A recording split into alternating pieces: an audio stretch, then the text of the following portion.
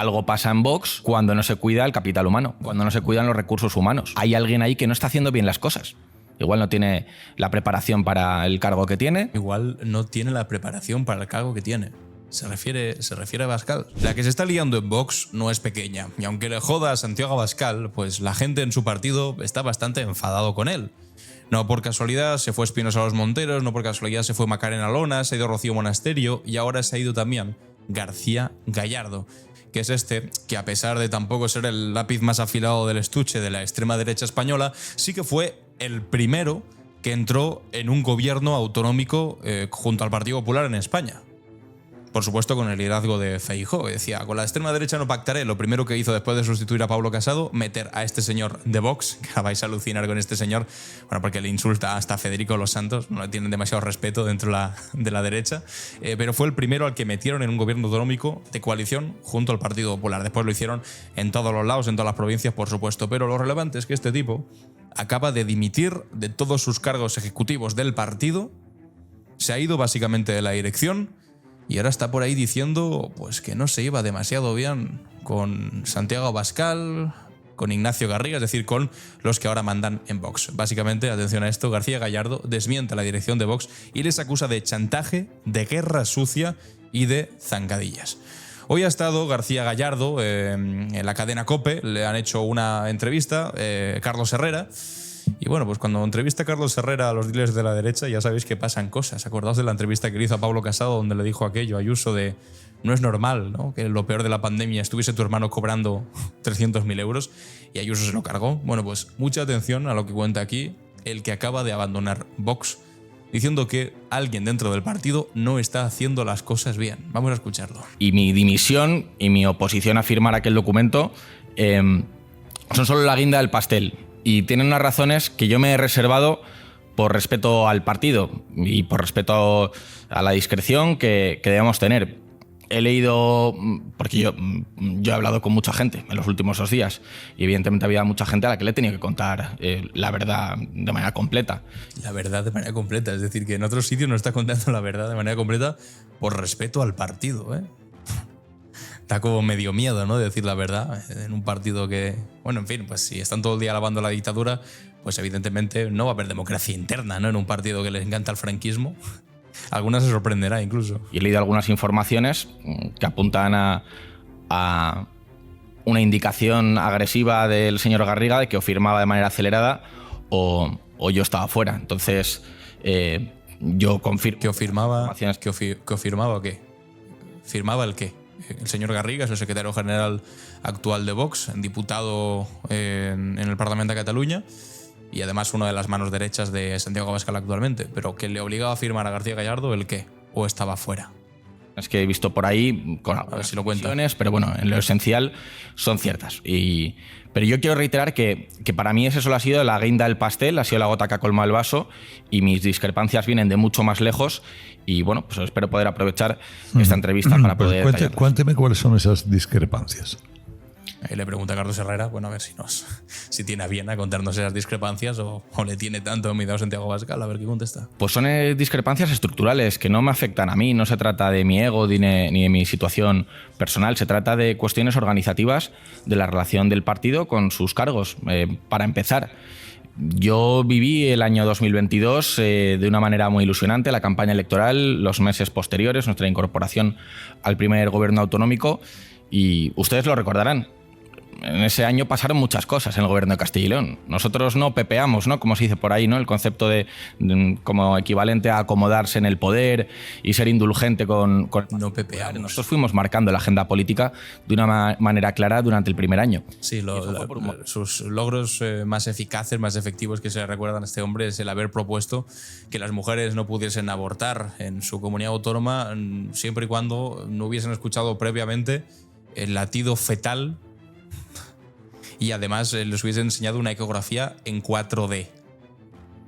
Es decir, bueno, pues la política antiabortista desarrollada hasta el extremo más ridículo que no llegó a salir adelante porque evidentemente todos se le pusieron en contra. Motivo, y era porque quienes... Incluso, insisto, incluso el señor aquí, Jiménez Los Santos, que enseguida lo vais a escuchar, que casi es el que más ganas le tiene a este señor. Estábamos aquí, en Castilla y León, en particular en Valladolid, donde están las principales instituciones de la comunidad, estábamos R que R negociando con el Partido Popular encima de las negociaciones de los presupuestos, teniendo interlocución directa con nuestros homólogos, y eso se tradujo, por ejemplo, dos de las medidas que destaca todo el mundo de manera más reseñable, en la reducción de los privilegios de los sindicatos y luego conseguir el pacto político para defender el derecho a la vida, algo que después se frustró.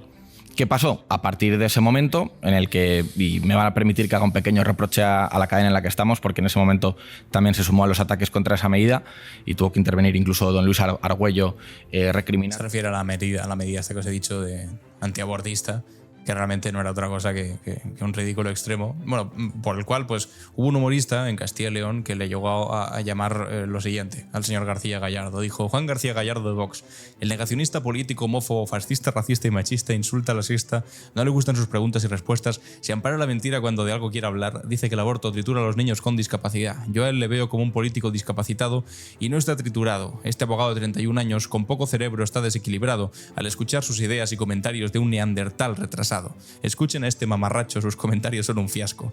Y en otros versos, este mismo humorista se refería a García Gallardo como gilipuertas, abogado mediocre, inútil y jeta, zángano tan miserable y lerdo ecográficamente en 4D, refiriéndose a esta medida, y mameluco fascista. Bueno, porque estoy recopilando estos insultos o definiciones, según a quien le preguntes, de este humorista a García Gallardo, no porque sean los más ingeniosos del mundo, aunque la verdad es que me hace gracia eso de lerdo ecográficamente en 4D, sino porque se enfadó tanto este representante de la extrema derecha española, que insiste tanto en la extrema derecha en llamarnos a todos generación de cristal, que somos los ofendiditos, etcétera, etcétera, que puso una demanda a este humorista cuando la broma pues fue sobre él y no sobre otros colectivos desfavorecidos, que es cuando dicen que no se puede hacer chistes de nada. Ya no se puede hacer chistes de enanos ni de homosexuales, no.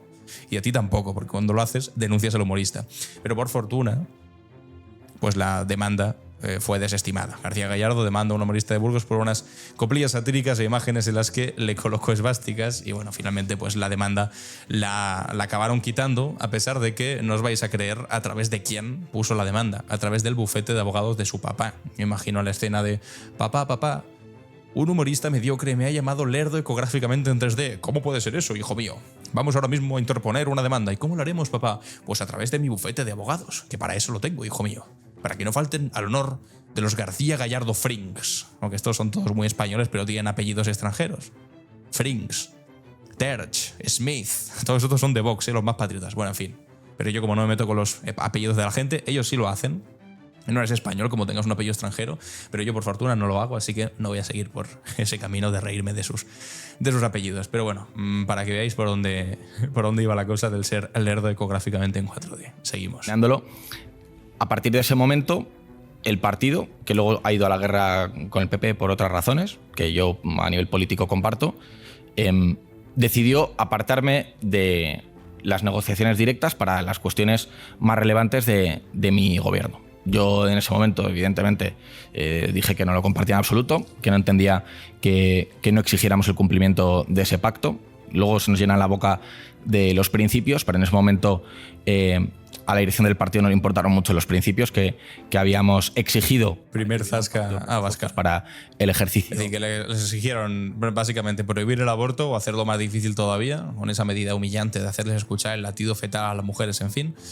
El Partido Popular no lo aceptó y García Gallardo lo que quería es salirse del gobierno, porque el Partido Popular no había aceptado esa medida ultra. Que a él tampoco le implica demasiado salirse del gobierno, que deja de ser vicepresidente, pero pasó a cobrar cuando dejó de ser vicepresidente 100.000 pavos por ser portavoz. Es decir, 20.000 euros de lo que cobraba como vicepresidente, que eran 80.000 euros, y que tampoco le iba mal a él eso de salirse. Pero en aquel momento Santiago Abascal no aceptó salir del gobierno de Castilla y León. Después sí, más tarde sí, pero en ese momento no. Y la primera crítica, que ahí se vendió al Partido Popular.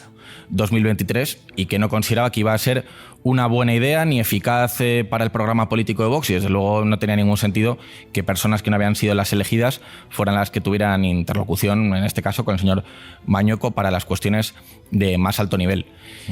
Todo eso produjo un deterioro progresivo de la relación con el entorno del presidente. Yo hice un informe en agosto de 2023 pidiendo cambios relevantes en la forma de coordinación entre el partido a nivel nacional y quienes en ese momento estábamos en los gobiernos, pero fueron infructuosas. Luego he reiterado otro informe posteriormente, en diciembre del año pasado, de 2024, con cuestiones adicionales y tampoco. Aquí la reciprocidad y la lealtad nunca ha sido de ida y vuelta, sino solo ha sido de vuelta en estos casos. Ostras, o sea, básicamente está diciendo, no había democracia interna, no había manera de aportar, no te escuchaban, pasaban de ti. Bueno, pues amigo, estás en un partido que, insisto, alaba la dictadura de Franco. Tú mismo lo has hecho.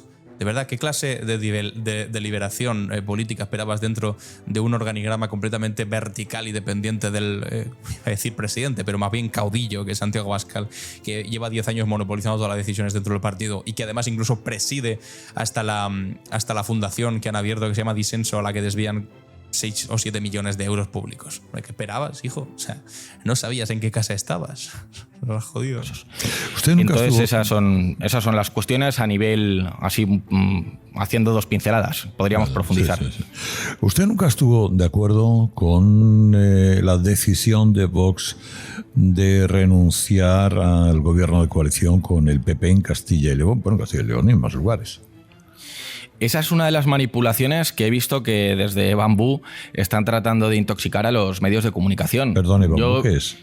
Bueno, la sede del partido es el término con el que nos referimos a la dirección en Madrid. Bueno, o sea, ¿habéis entendido? Bambú, se refiere a la sede del partido como Bambú, porque creo que está en la calle Bambú de Madrid, si no me equivoco, la sede de Vox. Pero aquí le dice Carlos Herrera, no va a ser que te has ido, porque como sabéis, hace unos meses Vox salió de todos los gobiernos autonómicos de España, sobre todo en un momento justo después de las elecciones europeas, en el que se dieron cuenta que Alvise Pérez venía pisando fuerte, ostras. Entró con 3 eurodiputados en el Parlamento Europeo y básicamente compiten por exactamente el mismo tipo de votante. Un votante de extrema derecha, medio conspiranoico, tal y cual. El mismo electorado. Entonces, claro, de repente dicen Vox, hostia, cuidado porque estos nos comen el pastel. Porque Alvise parece más reivindicativo, parece más valiente, más atrevido. Sin embargo, nosotros estamos como amansados porque estamos gobernando todos los lados con el Partido Popular. Hubo una reunión de emergencia y decidieron todos fuera de los gobiernos autonómicos con el PP. Nos salimos de todos. Y se salieron de todos los gobiernos autonómicos. Municipales no, los municipales se quedaron, por supuesto. Pero claro, eso, hubo mucha gente dentro de Vox que no lo entendió. Y dijeron, hombre, pues yo la verdad que estaba aquí bastante bien.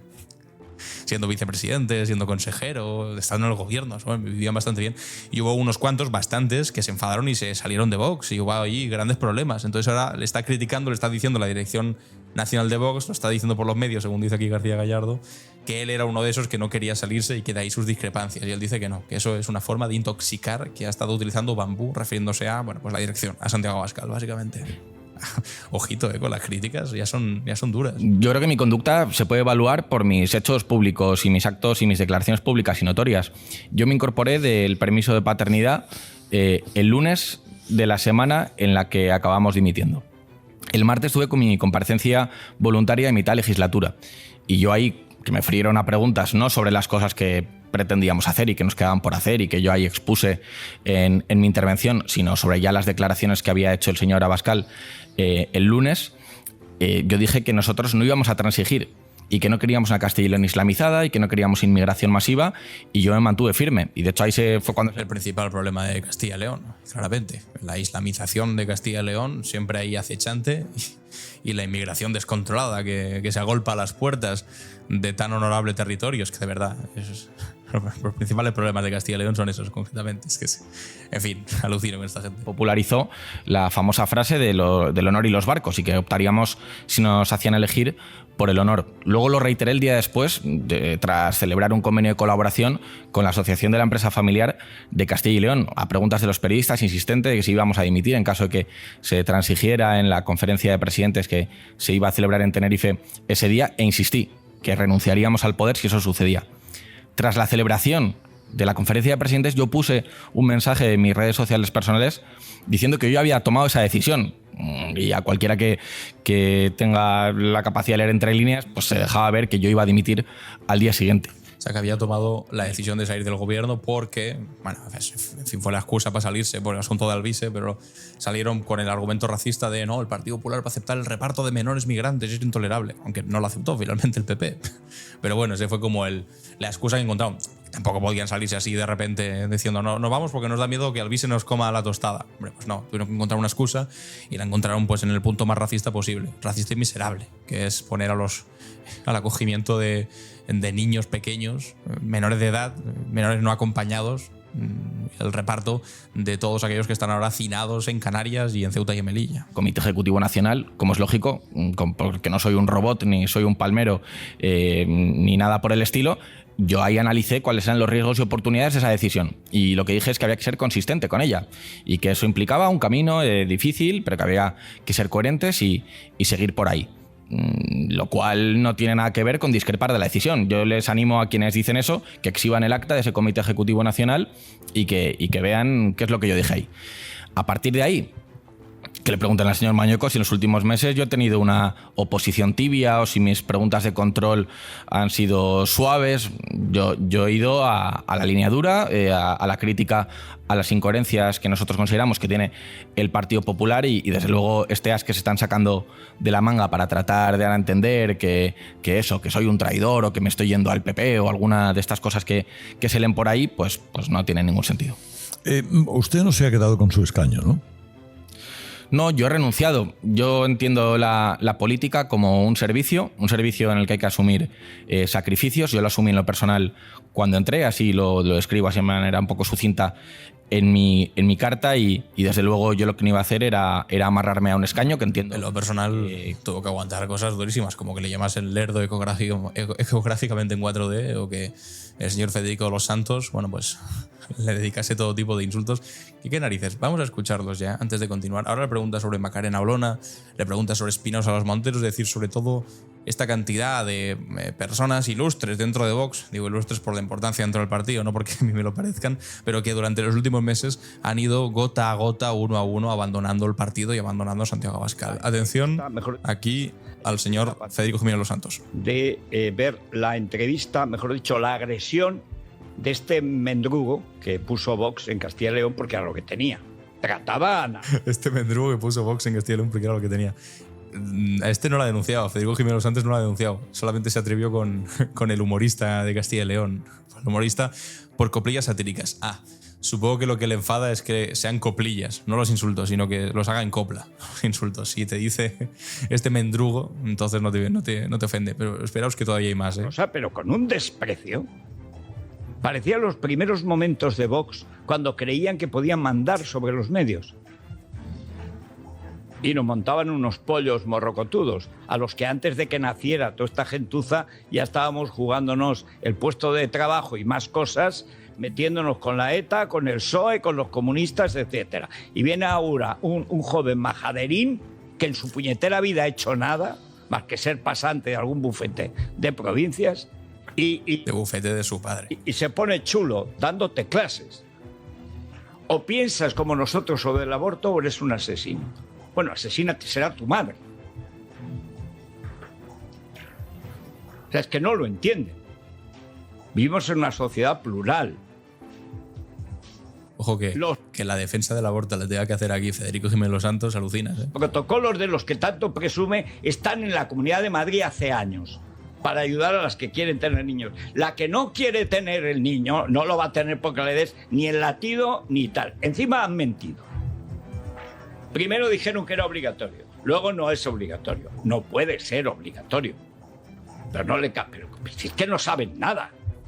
Pero con una fatuidad, con una chulería. Digo, pero este que se ha creído, que es ministro de Franco o qué. Sigue sin tener niños. Ayer llega un momento en que Ana Rosa le dice, oiga, no me dé clases a mí que he tenido 3 hijos. ¿Tiene usted? Porque además habla así. Le falta cantar una jota si supiera. Y alguien que pone la tripa por delante, mal asunto. Pues si tú no sabes, ni eres mujer, ni tienes hijos, ni tienes una familia, no tienes... Bueno, ahora sí que ya tiene hijos. Es nada más que vanidad y presunción. Y te crees la mamá de Tarzán porque sales en la tele perjudicando a tu partido y a la derecha y favoreciendo a Sánchez. Métete esto en el escaso lugar que tengas en el cerebro. Bueno, no, el cerebro está deshabitado y cabe de todo. Está deshabitado. Bueno, esto es simplemente una parte de todas las cosas que le ha lanzado Federico Jiménez Los Santos a este tipo, a García Gallardo. Vamos con el resto de la entrevista, a ver si escuchamos qué pasa con Espinosa Los Monteros, con Macarena Olona y demás. Que tras estas discrepancias graves que tengo con la dirección no tenía sentido seguir adelante, a pesar de que yo creo que quienes han actuado mal son quienes han provocado mi salida, que desde luego para mí no ha sido agradable, no ha sido deseada, no entraba en mis planes, ojalá hubiera podido seguir adelante, porque como he dicho al principio de la entrevista, yo deseo el éxito electoral de Vox, que los fines de Vox se consigan por el bien de España, es mi convicción, a pesar de todas las dificultades o todas las cosas que se puedan mejorar a nivel interno. Pero yo lo que pasa es que si me hacen elegir entre el cargo y mi dignidad personal, pues no voy a transigir. Dice, yo he dejado el cargo, pero sigue siendo fascista y quiero que a Vox le vaya bien en las elecciones. Ideológicamente que no haya duda, no me he vuelto un rojo peligroso, que es una cosa de la que algunos de sus ex compañeros le están acusando. No, se ha vuelto de repente un tibio, un rojo. Se va al Partido Popular, porque ya sabéis que para esta gente irse el PP es de rojos. No os preocupéis, he dejado mi cargo, pero sigue teniendo la misma ideología. Francisco Franco me parece todavía un buen gobernante, ¿qué le quiere decir? Luego, yo entiendo que el secretario general está acostumbrado a tratar de esa manera a otras personas, pero eso es porque no me conoce a mí y yo nunca actúo bajo chantaje.